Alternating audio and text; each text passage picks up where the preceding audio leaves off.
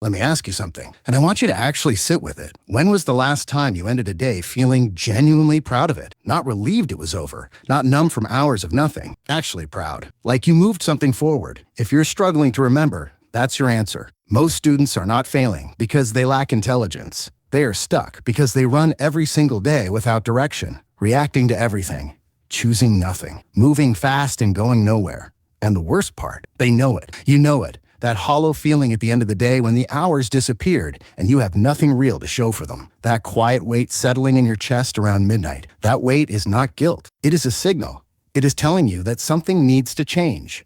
Not tomorrow. Now, here is the mistake almost every student makes. They chase motivation. They wait for the right mood, the right energy, the right feeling before they begin. And so they drift, day after day, waiting for a version of themselves that only shows up when everything is already working. But that version does not appear before the work. It appears because of the work. You do not find discipline after you feel ready. You build it before you feel ready. That is the entire secret. And most people spend years not knowing it. The students who are winning right now are not more talented than you. They simply stopped waiting and started building. The morning is not just a time slot. It is a decision. It is the first signal you send to yourself about who you are today. And most students are sending the wrong signal before their eyes are even fully open. The phone, before a single breath, before a single thought of their own. They hand their mind to a machine and let it decide what matters. And then they wonder why focus feels impossible by 9 in the morning. Your attention is not infinite. It is a resource. And it is being spent before you even begin. And it is being spent before you even begin. Wake up before the world starts reaching for you. There is a window early in the morning where your mind belongs entirely to you. Guard it. When you wake, do not reach for the phone. Open the window. Drink water. Let your body understand the night is done, and today requires something from you. Then move your body. 5 minutes. 10 minutes. Enough to shift the blood and wake what sleep left heavy. When the body activates, the brain follows. This is not philosophy. This is how you are wired. After movement, eat something real. Your brain burns energy when you think, when you focus, when you push through something difficult. Skipping meals does not make you disciplined. It makes you slow. Feed your goals the way someone serious would. Now sit down and open your hardest material. Not something comfortable, your most demanding work, the thing you have been putting off. Because right now your brain is operating at its peak, clean, uncluttered, sharp. 1 focused hour in the morning is worth more than 3 exhausted hours at night. Your peak window is not midnight. Stop treating it like it is. Work for 50 minutes with full presence. No phone, no notifications. Then rest for 10 minutes with intention. Stand, stretch, walk. Rest is not weakness.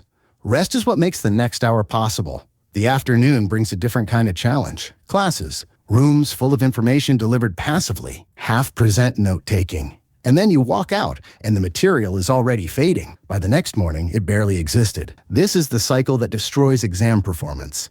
Not the exams themselves. The passive relationship with information happening every day in the weeks before them. Start treating class like an active conversation. Write things in your own words. After each lecture, spend 3 minutes summarizing what you understood. 3 minutes. That habit alone will save you hours of panic when exams arrive. At lunch, eat light. Rest for 15 to 20 minutes.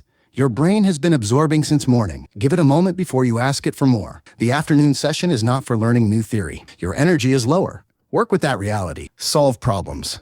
Complete practice papers. Use active recall. Doing, not just reading. Testing yourself, not moving through pages. This is the difference between students who understand and students who just feel like they studied. Evening is where the real battle happens. The day felt long. The brain is tired, so the phone comes out. An hour becomes 2, 2 becomes 4. And somewhere, in those hours, the plan dies quietly. The night ends with that familiar hollow feeling. That tomorrow they'll fix it. Tomorrow never fixes it. Tomorrow is just today with a different date. The kind of rest that scrolling delivers is not real rest. It is stimulation wrapped in the feeling of rest. It leaves you more tired, more anxious, more behind. Because while you consume everyone else's highlights, your brain is comparing, finding all the ways you are not enough, and you wake up already carrying that weight. Move your body in the evening instead. 20 minutes, 30 minutes. Walk, run, something. The stress of the day starts to dissolve. The tension leaves. Students who move in the evening sleep better, wake sharper, and carry less weight into the next morning. That is not motivation. That is biology working in your favor. After movement, create something, not consume. Write, draw, build something small. The shift from consuming to creating keeps burnout away. It keeps life from feeling like one long obligation with no room for you inside it. Then do quiet revision, not new material. A gentle review of what you covered earlier. Summarize in your own words. Recall without looking. This is how memory becomes permanent, not cramming. Steady, daily compression of what you are learning. Before you sleep, write tomorrow.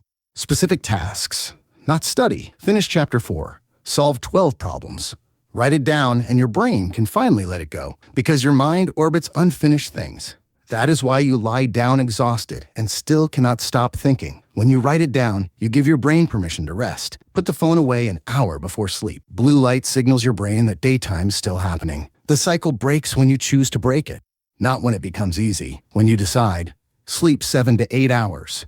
Not as a luxury, as a strategy. Sleep is when your brain consolidates what you studied. Cut your sleep, and you are raising your own effort. Protect it. Now the part most people skip. Stop comparing your day to someone online with a different life and a carefully edited story designed to make you feel small. Your only competition is the version of you from yesterday. That is the only race worth running. Consistency is the only thing that compounds. 4 focused hours every single day will always outperform 12 scattered hours twice a week. Always. Because mastery does not come from bursts. It comes from showing up when motivation has been missing for days. Showing up anyway. And when you fall off, because you will, do not spiral. One bad day is a day. The students who succeed are not the ones who never break the routine. They are the ones who restart without drama, without punishment. They simply begin again. The restart is the skill. Master that, and nothing can stop you. You are here because something in you is tired. Tired of ending days the same way. Tired of feeling behind in a race you have not fully entered. That tiredness is not weakness. It is readiness wearing the face of frustration. So here is what tomorrow looks like if you choose it. Wake early.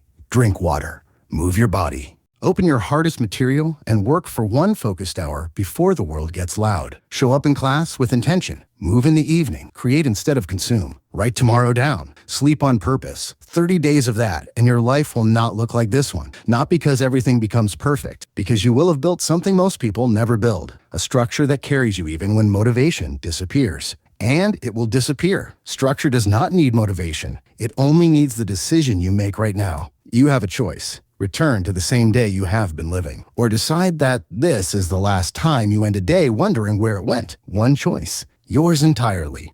Make it.